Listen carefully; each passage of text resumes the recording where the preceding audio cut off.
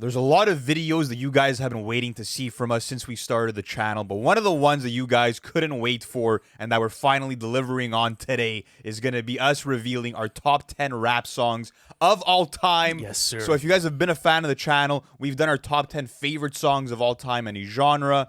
We've also spoken about what's the #1 best rap song of all time, but we've never given you this top 10 list. So let us know down in the comments, do you agree with our list, yes or no? And what does your top 10 look like? And before we actually get into this video, smash the like button, guys. We're trying to hit over 5,000 likes for this video. Should be pretty easy. Much love to everybody. So Ant, let me ask you, bro, like what went into this list? Man, I don't even know what went into this list low key. I was just like, okay, let's take like 50 to 75 songs. Like that's the way that I started. It was just pure numbers and let's start ranking, right? Let's start ranking based off of pure lyricism. Let's rank based off of like example. I look at iconic albums that made my top 10 albums list, right? What would be the best songs on those albums?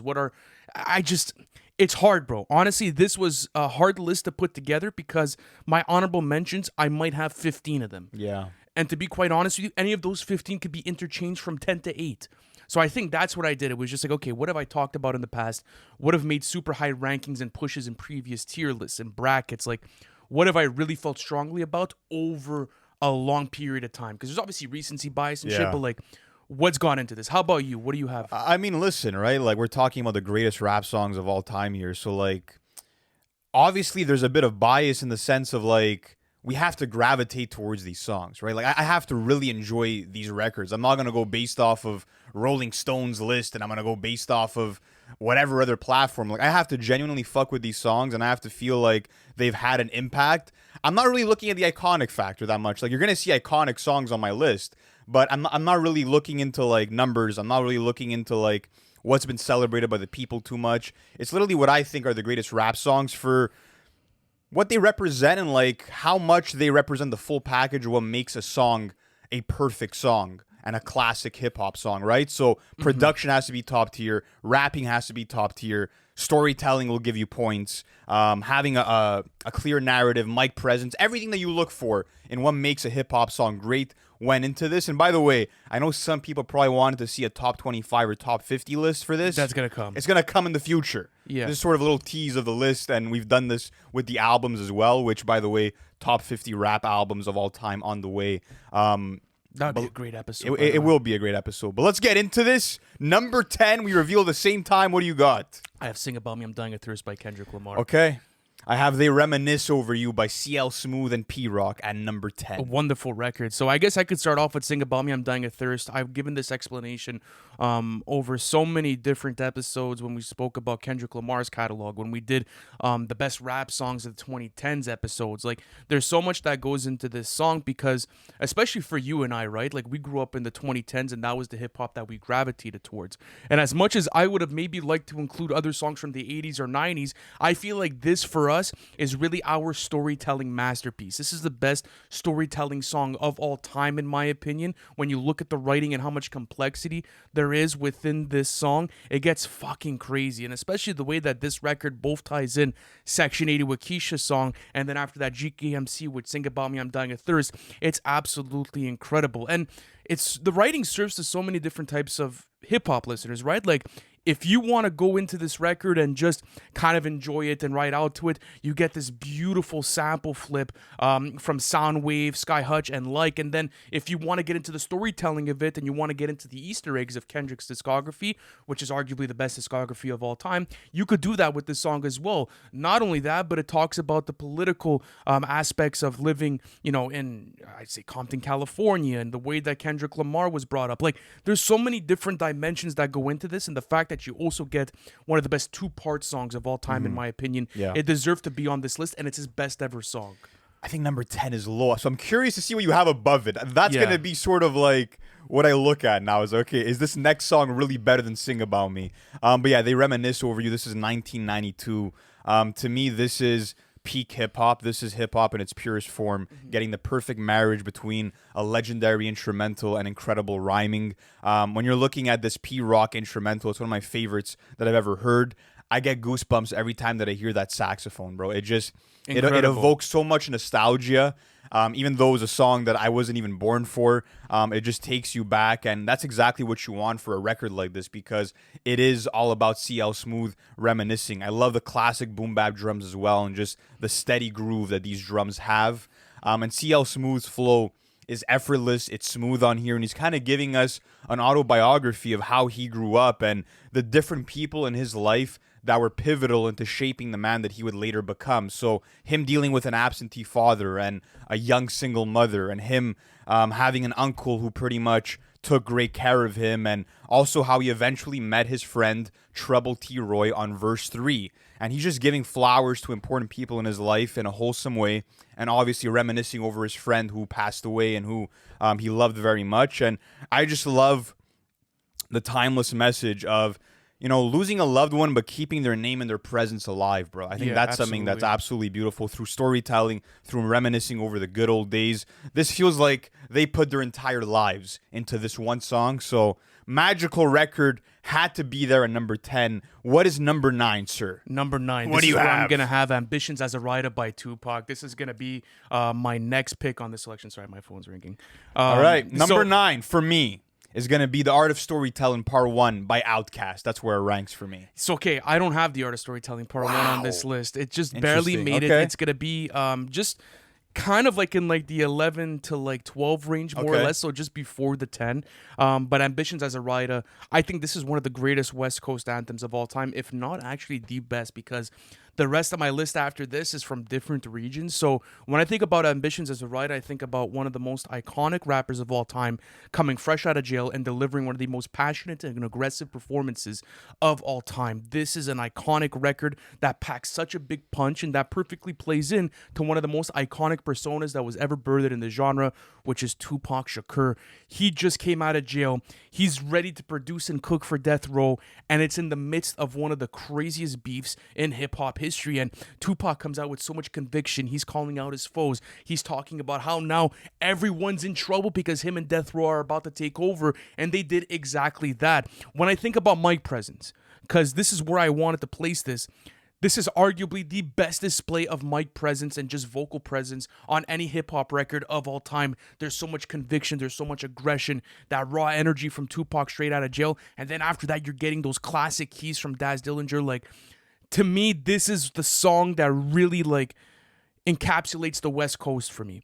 It's aggressive, it's raw, it's in your face, and I feel like it's also a foundational song for the genre because we saw how many different artists got inspired for this record and to kind of have this type of raw energy. Like, look at Kendrick in 2024 with The Beef. Like, you see so many similarities between this record and some of the records that he was producing within that run, and for me, it just packs a punch like no other hip-hop song. So that's why I have it at number 9.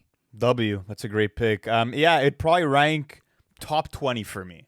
Yeah. That's probably the range, but I like that pick. Yeah, The Art of Storytelling Part 1. There's a lot of classic Outkast songs, bro. there is. This was not easy to not put a Quemini in this list. how about like a or not put a B.O.B.? B.O.B. in this Exactly. list. There were a lot of songs where I'm like, fuck, is this really the one? But to me, this is their greatest. This is another instrumental that feels very nostalgic. It sounds sunny. It's warm. It's soothing. And I love the duality of Big Boy and Andre. You have Big Boy rapping about spending time with Susie Screw, who's more of this promiscuous girl who he's having fun with, and then you get so much more of a deeper story once Andre gets on the mic and he tells you about this girl Sasha who he met, and that he's chilling with her in the ghetto. They're looking at the stars late at night, lying on their backs, and he asks her the famous line, the famous question, what do you want to be when you grow up? And she says, alive. And that just, as a hip-hop listener, as a music fan, that fucking changed my life, bro. And I'm like, this is something else. This is a masterclass, bro, and just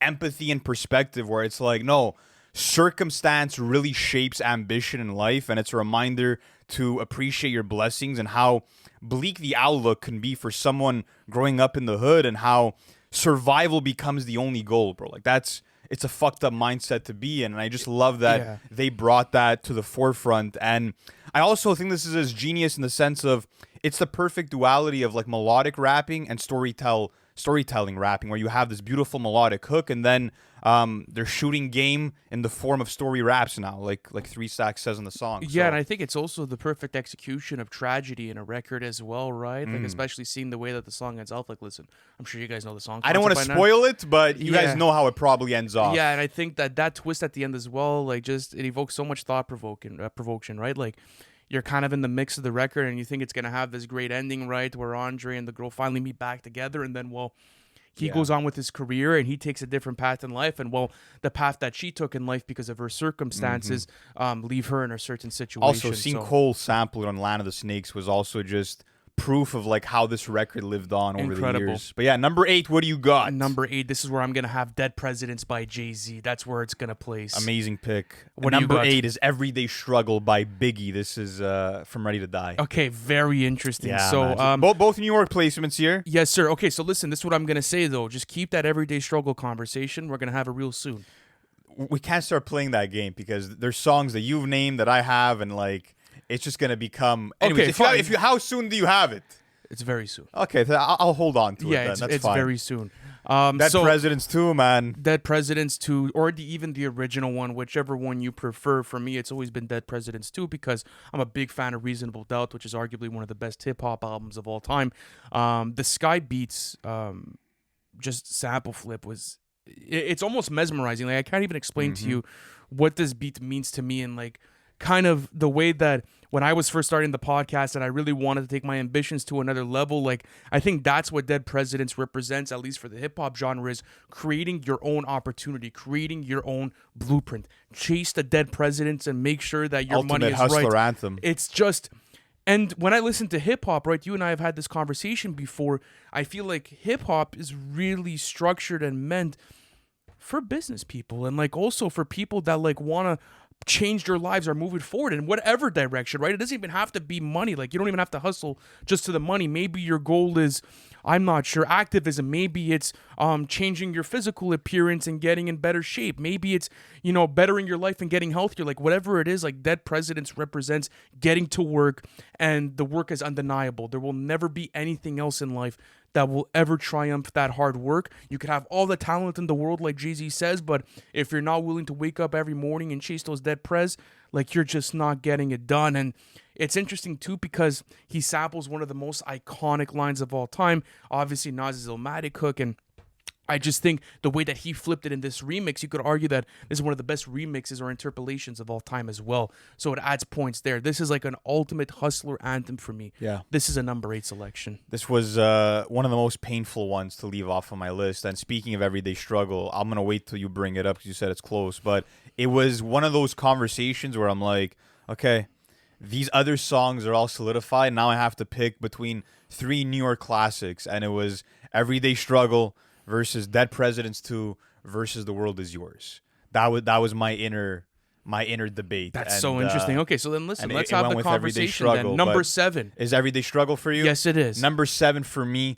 is going to be Cream by the Wu-Tang Clan. That's where it ranks. Very interesting. Let's stick with my number 8 and your number 7, Everyday Struggle. Bro, I'm sorry. There's a lot of other Biggie songs you can go with. People are going to say Hypnotize in the comments. They're going to say Juicy. They're going to say a lot of other songs. They're going to say Notorious Thug. This is the one, though. Valid. This is the one.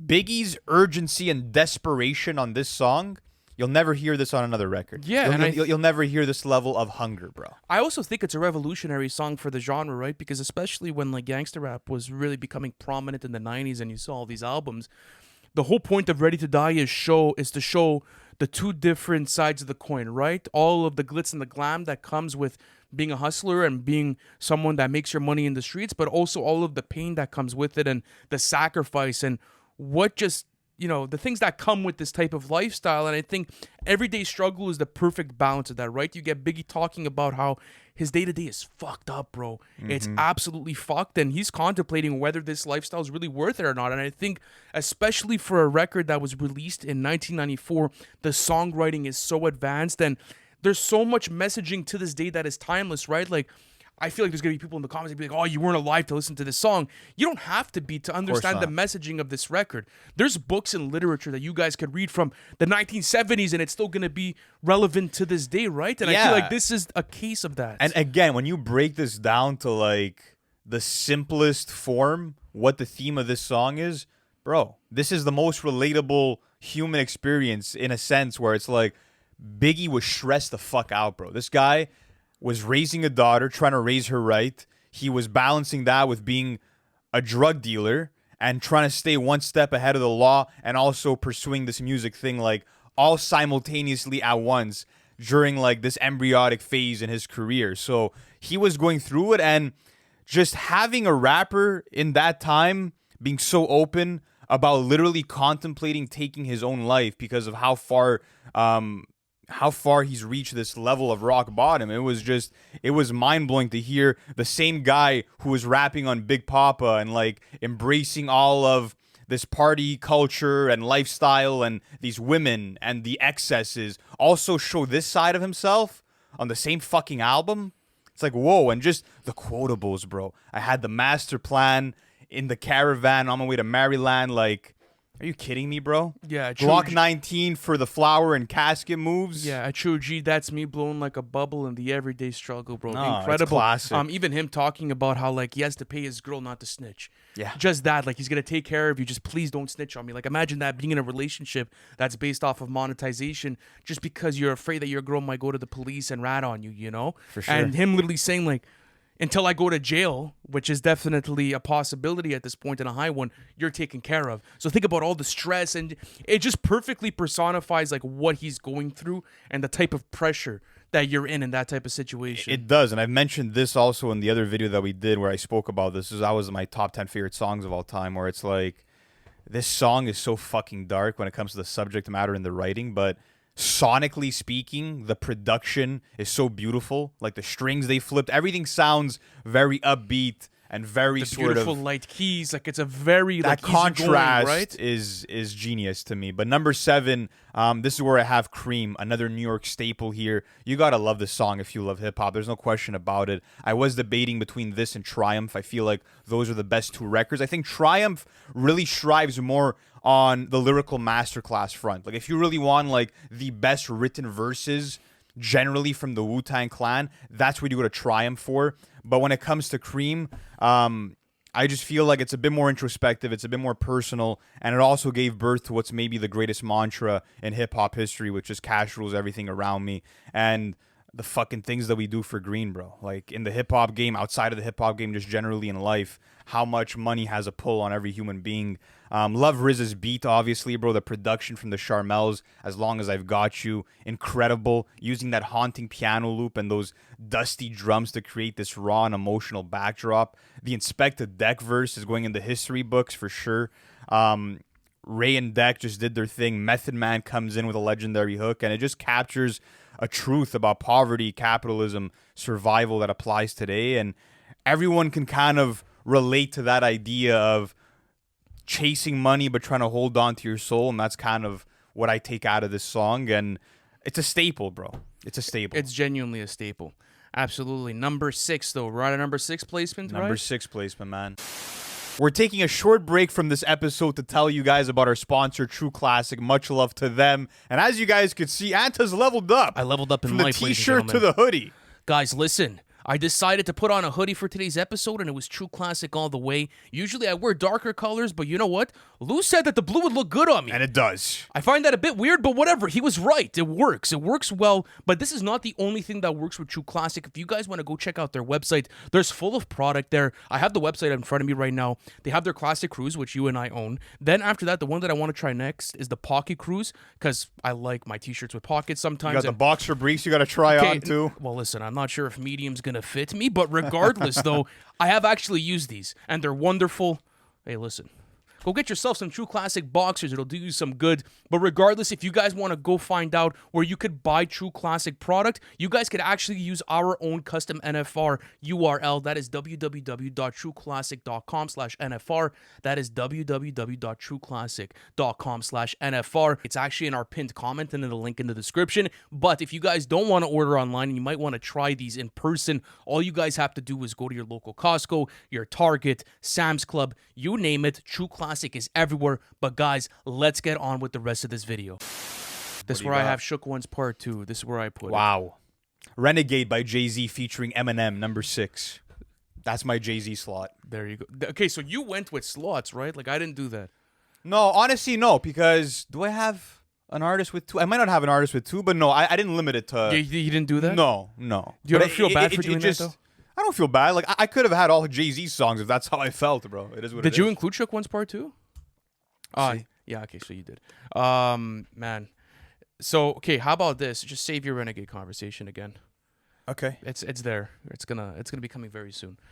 Shook One's part 2, I mean, Lou, I guess you know what this song is because it's one of your favorite hip hop songs of all time. And it's mine as well. Like I remember growing up, like listening to that Havoc production and just it's the ultimate setting of like grimy New York hip hop. If you want that dark New York hip hop aesthetic that's inspired thousands of hip hop artists to dive into the same type of realm of production, and so many records have been created on top of this one. This is one that you could definitely get into, and you're getting Prodigy just delivering these top tier verses, bro, throughout the record, especially the way that he starts off this first verse, right? I got you stuck off the realness. We be the infamous, you heard of us, official Queensbridge murderers. Like the way that he sets up the scene and the way that he makes it seem like him and Havoc are like these hitmen, these street guys that you don't want to touch. It's some of the best writing when it comes to building character in hip hop history, right? That's something that I've always enjoyed about hip hop is like, how well could you sell a character, right? Whether it's like the Big Papa persona from Biggie or whether it's like the Vaughn persona from MF Doom. This is kind of in the same realms for me where it's like you think of Prodigy and Havoc as like this hitman duo. You don't fuck with these guys. They will inflict pain on you in the streets of New York, and that's what you get, right? With lines like rock you in your face, stab your brain with your nose bone, you alone in these streets, cousin. The way that he also pronounces all these lines, he has that heavy New York accent that's so prevalent. Then you're getting one of the craziest hooks in hip-hop history, bro. You know, because there ain't no such thing as halfway crooks, scared to death, scared to look, they shook. That entire chorus that's shared with Prodigy and Havoc is incredible. It takes a completely different stance than any other hip-hop record, in my opinion, across that time. And then you're getting a second verse from Havoc that's legendary. So overall, I felt like it had to be included on this list. Okay. Number 6. Number 6 is Renegade. What's your number 5? Renegade? It's Renegade, yes. There you go. Top 5 hip-hop song of all time. Number 5 for me is going to be Regulate by Warren G and Nate Dogg. Sick. That's Sick where that placement. comes in. All right, let's talk about Renegade. I mean, obviously, the best song on the Blueprint. Not my favorite record necessarily off of it. It's but my this, favorite record off the Blueprint. This is one of those songs where it's like, you can't deny the brilliance, bro. You literally have two of the greatest rappers of all time sharing the mic, and these moments are rare. Yes, we have our Brooklyn's Finest, and we have other records where you get a situation like this, but this is so fucking rare to experience, and it's even more rare for them to deliver on the caliber that they did. And obviously, you know, after Ether and a lot of conversations on the net, Eminem body Jay on his own song, whatever the case may be. Yes, he got the better out of him, but we cannot sleep on this Jay-Z performance. This Jay-Z verse is nasty, You are bro. literally riding through the ghetto with Jay-Z. Like, he really takes you back to the Marcy Projects with him, bro. And is telling you how you got to duck when you're in the car. And he's telling you literally the comings and goings of being in that scenario, and how he had to survive with little to nothing, with his mother being a single mom and without having a father to really raise him right. Like, he's really taking you through what it was like growing up as Jay-Z, bro. Absolutely. I also think that this record serves as the perfect, like, fuck you, middle fingers up to the critics, right? This is something that Jay and M are both speaking about within these verses. Yeah. Like, even the way that Jay-Z starts off this first verse, motherfuckers say that I'm foolish. I only talk about jewels. Do you fools listen to music, or do you skim just through it? Yeah. It's all of the concepts and all of the types of like fuck yous to society. Then you get Eminem. Dude, this is like a Game 6 Jordan 1998 like finals performance, bro. This is arguably the best performance of all time from a rapper individually. Arguably some of the best verses the genre has ever heard. See, I'm a poet. I'm regular modern day Shakespeare. Jesus Christ, the king of these latter day saints here. To shatter the picture in which of the... I can't even pronounce it, bro. Well, yeah, I've been through this before, but like, yeah, the genius rhyme patterns are insane. Like on verse 1, if the shoe fits, I'll wear it. And then the truth, grin, and bear it. Those 5 syllables all rhyme, and he keeps that up for the entire verse. and adds more internal rhymes to that. Like, he was like a fucking rhyming superhero on this song, bro. Like, it didn't make sense what he was doing. But yeah, like you were saying, having Jay-Z literally defend his pen on this song was amazing to witness. You could tell how prideful he is in his skills as a wordsmith. And Eminem obviously saying fuck you to all the parents, fuck you to the media, everyone that's trying to tear me down for the shit that I've said. Like, chill. Just chill out. The new Ice Cube. Motherfuckers hate to like you. Yeah, man, such a fucking epic song. Even the beat that Eminem threw up on here, bro. That Insane. piano loop, the operatic chants. The heavy drums on this. So yeah. epic, bro. What an epic fucking song. I will say this, like, this is a song that could have been on the Marshall Mathers LP. Yeah. This is like, I think, a would it Marshall maybe Mathers. fit better there, yeah, you're saying? Maybe. Just because of the Eminem production, right? I get it. Anyways, you want to keep going, Lou? You could say that for like Moment of Clarity too, though, because it's another Eminem beat. Like, we can't play that game. Anyways, yeah, so where number 5 is Regulate by Warren G and Nate Dogg. This is where I have this song. Do you have it on your list? No. You Honorable don't have mention. it? Wow, okay. Yeah, listen, man. For me, hip-hop is a very collaborative genre, obviously, and to me, we've never seen two rappers have better chemistry than Nate Dogg and Warren G on Regulate. Like, this is really one of those quintessential West Coast anthems that gives me everything that I can perfectly expect in a hip-hop song. The I Keep Forgetting Michael McDonald keyboard riff and iconic bass line, the beautiful groove that this song maintains, the exciting storytelling, the undeniable mic presence. This song didn't even need a hook, and I just love how unpredictable this song is and how exciting it is, because you're literally getting these rapid fire quick verses one after the other between Nate Dogg and Warren G, and you're just getting this really realistic story of like them chilling out, Warren G falling into some trouble, and guys wanting to stick him up for what he's rocking and everything else, and you have Nate Dogg who comes to the rescue and sort of saves the day. And there's just this easygoing and free energy, bro, that this song has that's sensational. It's infinitely replayable. It doesn't waste a single second. And the plot is so fun because they survive this fucked up encounter, but they still make the song feel light because it ends with them taking some girls to the motel and celebrating the rise of G-Funk, bro. Like, this song set a precedent for West Coast hip-hop that came after it. Undeniable record. Had to be in my top 5, but top 4. Top 4, let's do it. This is where I'm gonna have Cream by Wu-Tang Clan. This is where I All right. put it. This is where I have Stan by Eminem. This clocks in at number 4. Save the convo, bro. It's Number gonna be 3, yeah. Just save the convo. By the way, did a great job at explaining Cream. Birthed one of the greatest hip hop groups of all time, and I just think when I think of New York, there's certain songs that have like that type of feeling, and this is that one.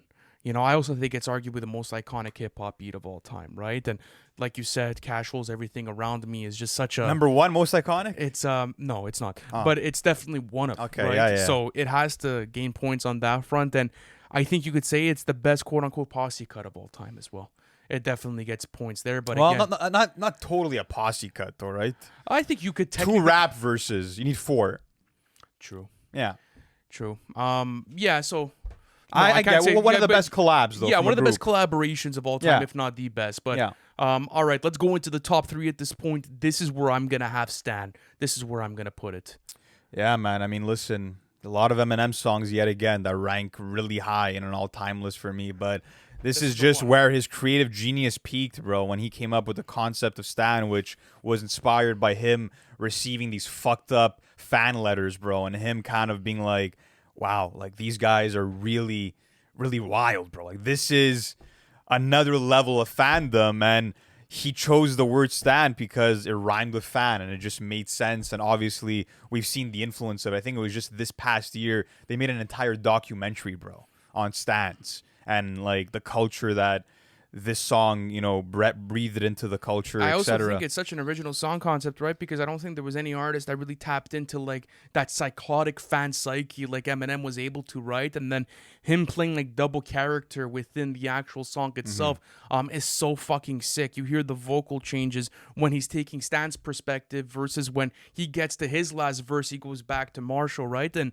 the whole way that this song sort of connects, it's almost like the art of storytelling sort of twist, or like the Dancing with the Devil twist, where you have this really, really sick ending to it, and you're just left there wondering, like, holy shit, right? And it's also sort of like a cautionary tale of like, don't follow false gods. Yep. That's another It thing I is. feel like Eminem's trying to communicate throughout this throughout this record with the writing is like, I get it, you really enjoy my art, I've changed your life and I've impacted it for the better, but you know, you got to take care of your girl, you know? And like, it started getting weird to the point to where like this Stan wanted to have an intimate relationship with Eminem, and he's like, you have a wife and a kid on the way, like you should probably focus on that. But it just shows the extremes that a human being will go to once they have admiration for someone. And it's just such an interesting sort of like case study of a fandom, you know? It is, and we had like this crazed fan culture and like idolization before this song, but like this was also prophetic in a way, in the sense of we saw just how fucked up fan culture got afterwards, even in Eminem's own life, where we had a fan break into his home on 2 occasions. Like this literally ended up taking shape in real life in a fucked up way.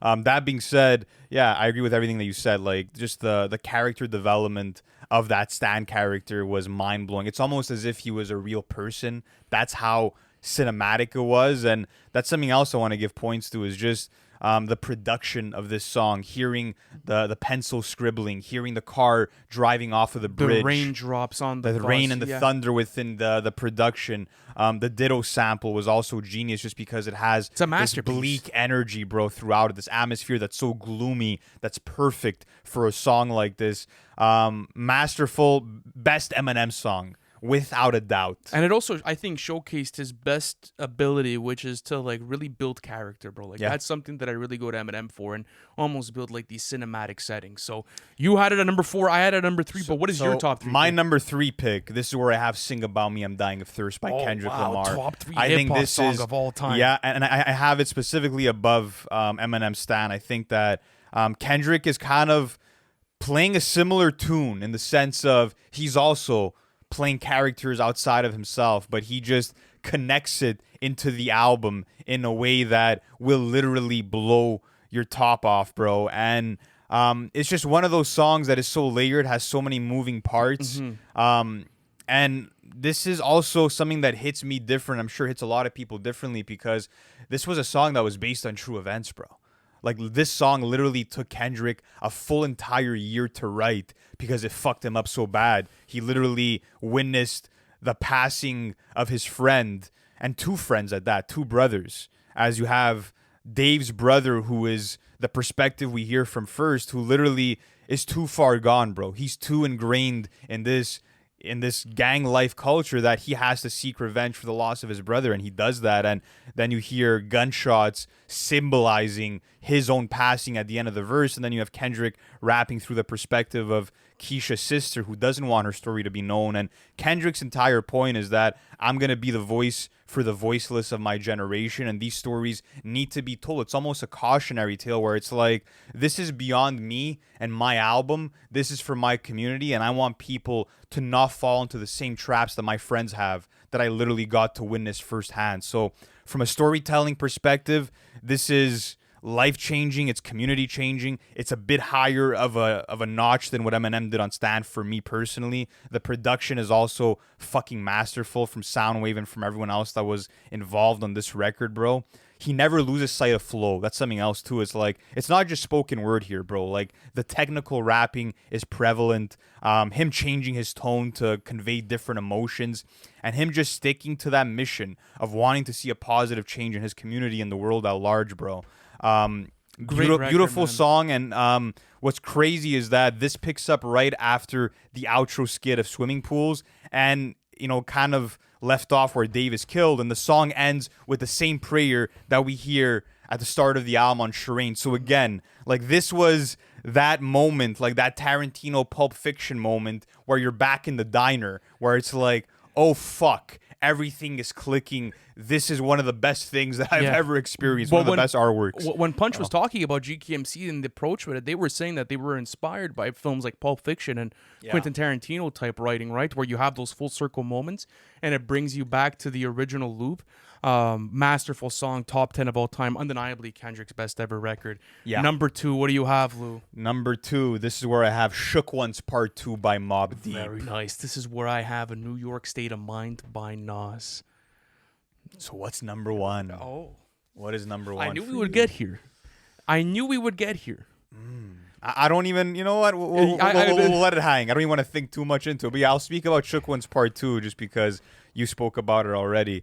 Yeah, man. To all the killers and $100 billers, I mean, this song is just, it's incredible. I was even debating putting this at number 1. I'm not going to lie to you. It's very intense as a record. I had it at number 1, and then I switched it. Like, it was one of those situations where, like, the 1 and 2 between the 2 songs I have are incredible. But yeah, one of the most iconic songs and hip-hop beats of all time, but that's not why it's here. I think it's arguably the best beat of all time. I would have it as probably the number 1 hip-hop beat of all time. The alarming piano loop that runs through the whole record like an urgent siren, bro, is incredible, giving you this cold, desolate energy that just, it seeps into your bones, bro, that cold feeling of the Queensbridge streets. One of the most ominous beats ever. And Prodigy kicks us off as just this commanding narrator, giving us this great internal rhyme scheme, pulling us into the life of a gangster in Queensbridge and saying, like, no, this isn't, you know, you might not be built for these streets, bro. You're probably a coward who's in over their head. And he drops the chilling line, I'm only 19, but my mind is old. And he's rapping about how murder has become so common that it doesn't even register for him anymore, bro. It's just, it's any other day. It's like a leaf falling off of a tree. And what really sells the verse is the threatening closer from Prodigy. When the slugs penetrate, you feel a burning sensation, getting closer to God in a tight situation. Now take these words home and think it through, or the next rhyme I write might be about you. And Havoc picks up exactly where P left us off, reflecting out loud about these crimes and life decisions that will ultimately lead to where his resting place will be for his soul, bro. And just the fact that they did this shit at 19 years old, bro, that's unreal. Incredible. That's stuff, unreal. bro. One of the greatest and most powerful hip hop hooks of all time as well. And the whole idea is them, wanting to expose wannabe thugs, ones that don't know what they're getting into. And I've always interpreted it as more than just a warning to the streets, but also a warning to rap itself, where it's like they're saying this game isn't for everyone either. Like, it takes a certain level of ability and creativity and being able to not fold under immense pressure. So I always kind of thought that there was a bit of a metaphor in this song, but that's my interpretation. That's number 2. Could have been number 1. But what's your number 1? I'm going to reveal my number 1 at the same time. No, I have New York State of Mind to talk about. Yeah, I know. My number 1 is New York State of Mind by Nas. What's your number 1? Mine is The World Is Yours by Nas, bro. Two Nas songs. I love it. Yeah, so I was contemplating, right? I'm like, dude, is this crazy that I have it? But like, no, it's not crazy. I honestly, it's my favorite hip hop song of all time. If you guys know my list for my favorite songs of all time, and it's because what the record represents. So let's do a bit of a back and forth on New York State of Mind. We've spoken about this record so many times, right? When we originally, I believe, did what's the best rap song of all time, the King of the Hill format 2 years ago, we were just mentioning like, it's an all-time performance. It's probably one of the best rhyme schemes of all time. The way that he depicts the New York streets, kind of talks about the New York state of mind of being a hustler and what it is to walk in the streets of New York and what you got to do on a day-to-day basis. And also like the perspective building, right? Of looking outside the window rather than being directly in it. Yeah. Right? I think that there's so many revolutionary concepts within the writing of this song that it's hard to ignore this. Like, you have to have this in your top 3. It's absolutely fucking needed. Yeah. There's certain songs that need to be on a list, and this is one of them. Yeah, for sure. And listen, I mean, I'm with you with The World Is Yours in the sense of, like, the feeling that song gives you. Obviously, the hook is fucking fantastic. This, just to me, New York State of Mind is just, like, this is the most elite level rapping that I can showcase to someone, where it's, like, he's hitting every mark from flow to multis to the fucking imagery that he's setting up. He's literally taking you on a tour of the projects in Queensbridge. That's literally what the whole idea of this song is. And obviously getting that DJ Premier production, those dusty drums, the ominous piano riff, that sort of like synth that sounds like a siren. This creates this claustrophobic, tense atmosphere that mirrors the danger that Nas is really describing on this record. It's some of the best rapping you'll ever listen to. I really do believe that. You feel the paranoia, you feel the adrenaline, the vocalizations. Everything is felt. Everything feels lived in on this record. And some of the best quotables in hip hop history, bro.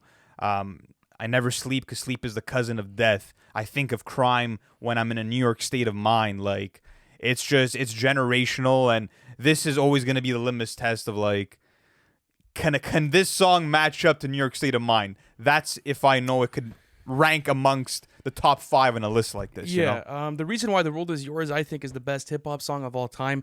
Start off with the production, the Pete Rock sample loop, bro. That jazzy sample loop, to me, is the most contagious hip-hop beat of all time. Like, it's probably my favorite. If I had to do my favorite hip-hop beats of all time, this would be top 3 in there. And I think what it has a bit more over the New York State of Mind, just, they're so neck and neck, honestly. One could have gotten one could have gotten 2. But I love the metaphors within this song, right? Metaphors like dwelling in the rotten apple, you get tackled or caught by the devil's lasso, shit is a hassle. Like, sort of his interpretation of everyday struggle, where it's like, you're walking around in these New York streets and you're hustling every day, but at the end of the day, you're going to get caught up by the consumerism, so you got to watch yourself. Or even quotables like, for example, this one's sick. I can't call it, the beat's making me fall asleep. I keep falling, but never falling 6 feet deep. Just the way that he's sort of personifying hip-hop and how much it means to him, and how he's sort of like in this sort of dream state of being a rapper, but you can't catch him slipping and you can't catch him 6 feet under. To me, there's just so much passion and sort of like, I would say, emotion that went into this record, and then you're getting this incredible chorus, bro. I think this is my favorite chorus of all time. I'm going to be completely transparent with you. Incredible rhyme scheme in the first verse, whether cruising in a Sheik's cab or a Montero Jeep, just showing the duality in New York and how it's kind of fucking unlimited, right? To me, that's what hip-hop is. Like, that's why I fell in love with the genre. It's like, life is unlimited. You want to go places, the world is fucking yours, bro. It is literally yours. Don't be afraid to do it, but watch your back while you do it. This is what this song represents, and that's why I have it at number 1. This is why I fucking love the genre. Some people prefer storytelling. Some people will prefer, like, complexity rhyme schemes. For me, it's the hustler's ambition. Like, get to it. Number 1 hook of all time, though? Over any Nate Dogg hook. Over I think so. Snoop Dogg on Nothing But a G Thing. I'll reword that. I would say the one that resonates with me the most. Okay. The one that gets me thinking the most, right? Like, it puts me into a zone. Another reason why I think New York State of Mind is the number 1 song in hip-hop history is that, obviously, we weren't around for this time, but when you look at everything that came before it, just the leap in lyricism and realism that Nas is showcasing on that song, there's nothing like it, bro. Yeah. This is just like, this is what it means to be a rapper at the top form. It's Nas on New York State of Mind. And there's also, going back to The World Is Yours as well, something else I picked up is that there's so much biblical references, especially on the second verse, right? And sort of having the parallel between religion and the hustler mentality, right? There's no days for broke days when selling smoke pays, while all the old folks pray to Jesus, soaking these sins in trays of holy water. Odds against Nas is slaughter, bro. Like, no, like, it's undeniable. This record for me is, yeah, Illmatic. What an album. Like, it's not Illmatic, man. People think like, yo, Illmatic is like sort of like the safe choice, is the best album of all time. Oh, you're just a nerd. Oh, you're trying to conform to the opinions. Like, no, this has been my Pay album, attention, bro. guys. Pay yeah, attention. this has been my album. Like, Yep. there's no way around it. Special record. But yeah, guys, that's the top 10 list. Oh, honorable mentions. You want to do it? We forgot about it. We can name some. I mean, Get ready.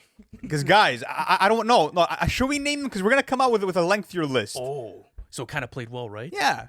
Fuck it. Dude, Let's leave it a mystery. How many songs do I have in this song? I had like 30 songs or some shit. You have on the 30 side. songs? Some shit I have like that. I have 15 on me. Yeah, some shit I have like 15 that. ready to go. Like, my top 25 is low-key decided. Yeah. I think so. I have to. Something I noticed in both of a lot of our lists, storytelling records really placed high for a lot of us. Mic presence meant a lot to you too. Cinematic value in my list in particular.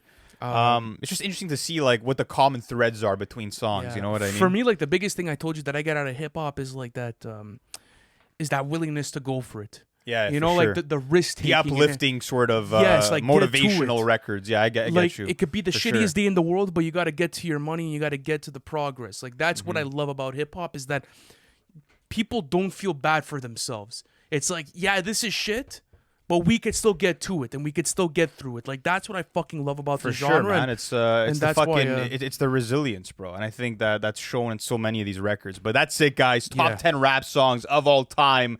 Did we get it right? Did we get it wrong? What does yours look like? Thank you so much for watching until the end, and stay tuned for more all-time lists just like this. Peace.